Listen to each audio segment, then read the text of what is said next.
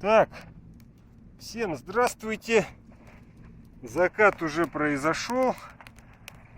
Как прям такой козырный, отличный закат. Прям такой чистый закат. Прям очень и тепло, и хорошо. Вообще самые лучшие такие дни сейчас, в самом-то деле. Поэтому прям, ну вот. И вот здесь я решил уже записать какое-то видео в продолжение, скажем так. Видео в продолжение. Сегодня я там получил небольшую травму, но это так, офф-топ. На волейболе воткнулся ногой в ногу. И там что-то у меня с пальцем этот ноготь прям. Что-то там, как бы, да, какая-то травма. Пришлось замотать даже. Мне нудисты там замотали его, короче, какой-то немецкий лейкопластырь. Вот так все выглядит. Хотел про политику, а начал с пальца, да. Так что такая вот. Ну, для меня это как бы так-то событие. Вообще давно уже травм не было. Все болит, но травм не было давно. Вот. В самом-то деле... Да, опять же, к той самой ситуации про это... К ситуации про... Сейчас настроюсь. Вокруг. Не про, а вокруг. Ситуации вокруг Израиля и Ирана. Потому что там происходит? Там, конечно, происходит такое вот прям разворачивание конфликта, скажем так. То есть конфликт разворачивается в том смысле, что ну, может быть, вот так более-менее нормально видно. В общем, в том смысле, что удары обоюдные не останавливаются. Израиль, соответственно, наносит удары по Ирану, продолжает наносить там что-то тоже инфраструктурные там по ядерным различным объектам. Там прям целая карта была, где показаны точки основные, которые там связаны, ну, считаются ядерными объектами, скажем так. Какие-то там мощности, там, не знаю, обогащающие мощности, какие-то еще там. Так что ничего не останавливается. Ну, что самое главное, что здесь можно отметить, что, ну, как вот видится, все-таки Иран-то, он хочет этот конфликт остановить. Эту странную войну, скажем так, дистанционную, когда общей границы у них нету, у Израиля и Ирана, и они друг друга просто атакуют издалека ракетами вот этими вот. Может быть, это как раз и есть вот эти вот современные войны будущего, так сказать, когда идет не прямое столкновение армий, а идут удары там по каким-то инфраструктурным объектам, по военным объектам, инфраструктурным, критическим объектам. То есть, как бы, ну там, конечно, вот все, что сейчас смотрится, все, что видится, это, конечно, вот эта вот методичка та самая западная, которая связана со сменой руководства, со сменой режима, скажем так, назовем. У меня вот единственный вопрос сразу вот возникает, идея и вопрос, а что насчет смены режима, допустим, в Америке? То есть почему они вот говорят там про, ну, я вот точно не могу сказать, что администрация американская говорила про смену режима. Но вот израильская администрация точно говорила о смене режима в Иране, призывала к смене режима, призывала там людей выходить и так далее. А как насчет режима в Израиле, например? Как насчет смены режима Израиля? Там, что ли, демократия такая торжествующая, полная и так далее. Там вот видео было, где не пустили, по-моему, таиландских, что ли, рабочих в бомбоубежище. Сказали, что это бомбоубежище для израильтян. Да вы что, прикалываетесь, что ли, вообще, ребят? Это же пипец. Вот это вот видео, оно никого вообще не удивило вообще. Уже давно идея есть такая, что ну вот нынешний Израиль, мягко говоря, он не так далеко ушел от каких-то вот этих идей гитлеровских, нацистских, в самом-то деле. То есть, да, долго были евреи, скажем так, пострадавшей нацией, да, долгое время там действительно Холокост, который очевидно был, очевидно их уничтожали по национальному признаку, там сначала дискриминировали, потом просто грабили, потом даже уничтожали вон в концлагерях и так далее. То есть причем именно по национальному признаку. Но это было тогда, в самом-то деле. Теперь у них есть очень агрессивное государство, которое, например, зашло в Сирию, когда там произошло свержение власти, там Израиль зашел военным путем в Сирию в нарушении там всяческих каких-то там уставов ООН и так далее. То есть явную агрессию произвел. Здесь вот тоже в нарушении устава ООН он нанес удар по Ирану. Как говорится, что хотят, то и делают. То есть очень агрессивное государство в самом-то деле. Опять же, никто не оправдывает тех самых террористов, допустим, которые были в Газе, которые там напали на израильских туристов и устроили резню. Это, конечно, тоже понятно, что это терроризм, это как бы очевидно, что ужасно. И такого не должно быть и так далее. Организаторы и исполнительные должны понести наказание. Но, скажем так, весь палестинский народ, конечно, наказание понес как-то очень странно вместо этих террористов. Потому что посмотреть, что там произошло в итоге, ну, как-то да. То есть там сколько тысяч там палестинцев-то уничтожили массовыми ударами Израиль.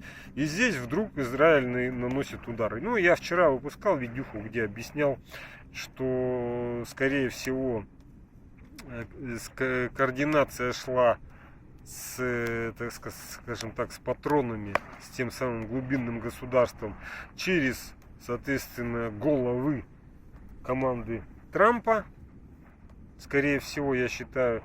И, соответственно,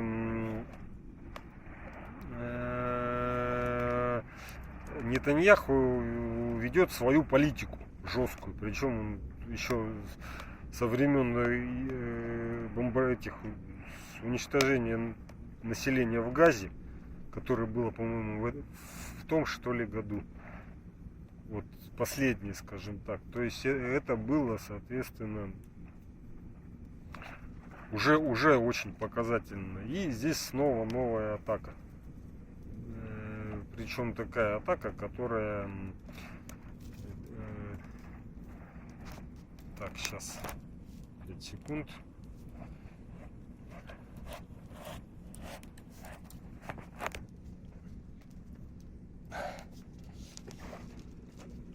Такая массированная, мощная атака, причем по ядерным объектам, это, конечно, вот серьезно в самом-то деле. Все уже видят, что это серьезно, все осознают, что это серьезно. Поддержка западных стран, она, как обычно, очень странная. И как бы я вчера вот про это говорил. Сегодня вот приходят какие-то очередные подтверждающие факторы, назовем так, в эту гипотезу. Вот здесь один эксперт объяснял, что за день до атаки, вот, которая произошла с 12 на 13 июня на Иран, там, в общем, Кнессет это парламент Израиля, они решили, в общем, его распустить. То есть, насколько я понял, это было направлено как раз против Нетаньяху. что-то такое. То есть Кнессет решил самораспуститься. Вот. Ну, и надо посмотреть, что такое Кнессет. Насколько я понимаю, это что-то типа парламента израильского. Вот. И как раз за день до этого это произошло. И, соответственно, потом произошел сразу вот этот вот удар по Ирану. Я думаю, конечно, там этот удар, он планировался давно. Понятно, что там разработка всего, планирования и так далее заняло много времени. То есть, я думаю, там как минимум несколько месяцев. Но очень странное совпадение, что когда собирались там ударить по Нетаньяху, я, честно говоря, вот даже не совсем себе представляю весь этот механизм. Я, конечно, понимаю, что там вот уже я вчера говорил, что против Нетаньяху там внутриполитическая какая-то очень неприятная для Нетаньяху борьба, вплоть до того, что его могут просто посадить, если он слетит с поста премьер-министра. Вот такая информация была. Но вот что слышал, то и говорю. Я просто беру вот эти вот факты, какую-то информацию, которая получена, и пытаюсь все это сложить и как-то попробовать в объяснительной этой модели все это разложить, упорядочить.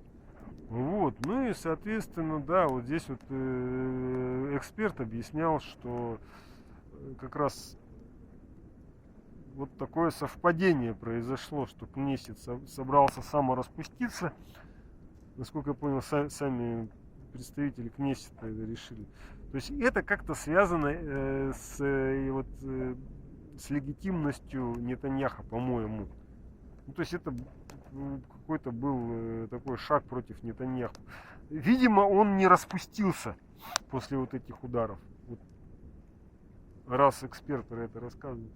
Ну, я говорю, что это еще одно такое подтверждающий факт о том, что все-таки Нетаньяху повел очень агрессивно себя в данной ситуации. И, по сути, атаковал Иран, который, как сказать-то, если он когда-то Израилю и грозил, то, как сказать-то,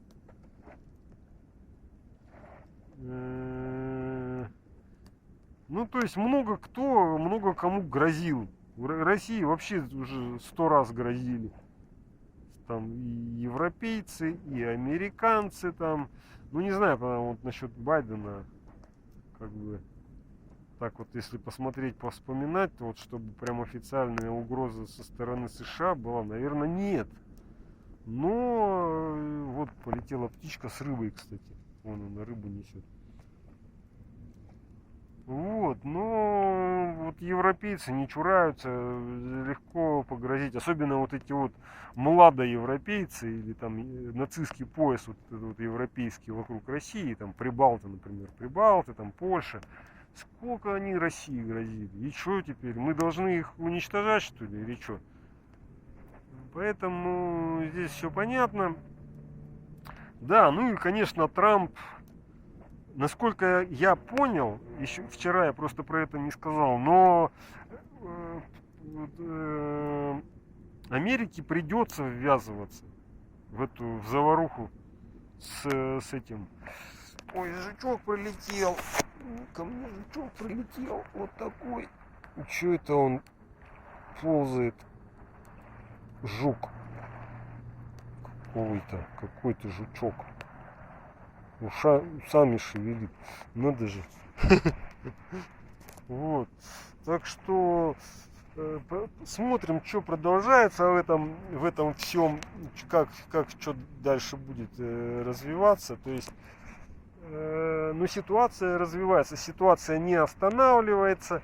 Там сейчас много различных есть экспертов, которые пытаются прогнозировать развитие ситуации, смотрят сильные стороны, слабые стороны, что может сделать Америка. Насколько я понимаю, то есть Америке придется впрягаться за Израиль, потому что, как-то так объяснить не могу, но я чувствую это. что каким-то образом они связаны, то есть как-то это такой, ну как сказать, объяснить-то можно. То есть я еще вчера про это хотел сказать, но не сказал. То есть в определенном смысле Израиль является такой рэперной точкой для именно Соединенных Штатов. В том смысле, то есть есть рэпера, это такие векторы, которые держат вот это векторное пространство, базовые такие векторы. А есть рэперные точки, это точки, на которые вот этот рэпер опирается. Ну, то есть рэперы, они держат пространство, скажем так. Поэтому это одна из таких важных точек мировых для Америки, вот именно Израиль. Это главный такой союзник, партнер, союзник, вассал, может быть. Потому что понятно, что там накачано все американскими технологиями, американскими финансами. Израиль, то есть я посмотрел, там оказывается у Израиля очень даже, ну так вот заглянул, Израиль в самом-то деле в 9 раз по населению меньше Ирана. По территории тоже он явно меньше. И еще, что самое тоже, как бы, там какая-то байдарка едет. Надувная причем. Мужик гребет. То есть, да, так посмотрел соотношение все-таки сил каких-то между Израилем, то есть и Ираном. То есть у Израиля тот же самый система железный купол, но оказывается у Ирана было тоже какое-то секретное оружие, там какие-то стрелы. Ну там надо посмотреть подробности, тоже его они использовали. И, насколько я понимаю, это было какое-то ракетное вооружение или какая-то ракетная система, вот, которые тоже ударили. И, соответственно, фишка в том, что явно по заявлениям Иран хочет это прекратить, потому что он говорит, что когда Израиль прекратит, мы тоже прекратим. Но факт в том, что Израиль не хочет останавливать эту войну. Они хотят идти до конца. Они хотят уничтожения Ирана или свержения его там власти. И причем они это прямо заявляют и призывают всех. И вот теперь и Америка уже туда подтягивает свои авианосцы. Фишка в том, что Иран-то он тоже не как сказать, это не единственная страна. То есть у Ирана есть какие-то наработанные связи, есть какие-то страны, которые в этой ситуации тоже завязаны напрямую. Например, были сообщения о каких-то 3 тайных каких-то бортах, которые привезли там много чего-то там, много из Китая в Иран. Возможно, какие-то ПВО-системы, возможно. То есть Китай в этой области есть, Пакистан, который грозил ядерным оружием тем, кто ударит по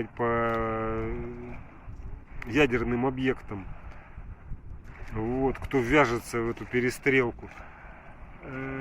Потом, а есть еще Россия, например. Мне, конечно, мне что вот интересно, мне интересна позиция России, что думают в России, то есть. Там, кстати, соглашение о сотрудничестве, которое вот подписывали с Ираном, его в Иране ратифицировали сразу после начала атаки на Иран. Тоже как-то вот, тоже такое интересное совпадение. Тянули и здесь ратифицировали. Да, но там тоже удивлялись, что, допустим, с КНДР, допустим, было подписано соглашение о военной взаимопомощи. А с Ираном такого не было подписано. То есть, допустим, Россия может помочь, а может и не помогать. Также и Иран. То есть, насколько я понял, мнение наших экспертов российских в том, что это все-таки Иран не захотел более большое подписывать. Хотя это не точно. То есть, это знают только те, кто это знает. Точно. Вот. Ну, там, я говорю, там такой узел закручивается там, и объясняет, что, например, Иран может, например, заминировать Персидский залив или там выход из Персидского залива. И как бы там остановит всю эту торговлю нефтью, соответственно, на какое-то время как минимум. То есть какие-то рычаги давления есть и с той стороны, и с другой стороны. То есть, да, и, кстати, еще тоже, что я хотел сказать, что в самом-то деле позиция Израиля, который хочет в любом случае вести войну и войну до конца, она очень похожа на позицию Украины в самом-то деле. То есть, как бы, прям один в один, вот так вот по вот этим вот параметрам, скажем так. Поэтому прям и там поддержка, накачка Западом, и там тоже. То есть вот на все это смотришь, и как-то вот мозаика, она все еще как бы складывается, раскладывается. То есть мозаика может быть намного больше или может быть четче со временем, когда станет все понятно. Но вот очень странная штука, что и этот Трамп говорит, например, о том, что пусть Иран сдается. Но это он теперь говорит, сейчас. А до этого, то есть он хотел, например, все-таки сделку ядерную с Ираном. Вот. Так, ну ладно, я думаю, я какую-то информацию рассказал. Будем смотреть, что происходит дальше, что будет происходить дальше с Ираном. И, соответственно, ситуация развивается, ситуация усложняется. Игроки некоторые известны, некоторые не совсем известны. Непонятно, что будет Россия, например, делать. Потому что Россия, например, тоже может помочь Ирану очень хорошо какие-нибудь противоракетные наземные комплексы поставить, типа БАП. И все. И там уничтожить несколько авианосцев. Это будет интересная ситуация на самом деле. Потому что Запад тоже должен почувствовать, что Россия тоже может ответить в прокси-войной какой-то интересной. Потому что прокси-война с Украиной, это, конечно, такая вот очень нехорошая была технология, продемонстрированная именно Западом. Чтобы больше такого никогда не происходило, то есть необходимо какие-то создать некий баланс действий, противодействий. Соответственно, когда Запад увидит, например, что, смотрите, а против нас тоже ведутся жесткие и больные прокси-войны. И знаете, все придет в баланс, страны договорятся, и прокси-войны прекратятся. Ну, то есть я на длительном таком промежутке смотрю. Так что вот так. Посмотрим. Вот пока Россия молчит. Понятно, что у нее своя война, своей войной она замешана. Но вот как бы, честно говоря, вот очень было бы интересно, если бы Россия как-то, скажем так, помогла Ирану вдарить в морду западному нацизму. Так, чтобы он отскочил и больше не подходил, скажем так, к странам, которые как бы хотят развиваться без этого Запада, без этого гнусного нацистского Запада. То крестовые походы, то нацизм какой-то. Так, ладно, все. Пока меня дальше не понесло, я на этом останавливаюсь. Все, всем до свидания. И всем мира, кстати, мира и покоя. И что всем было хорошо.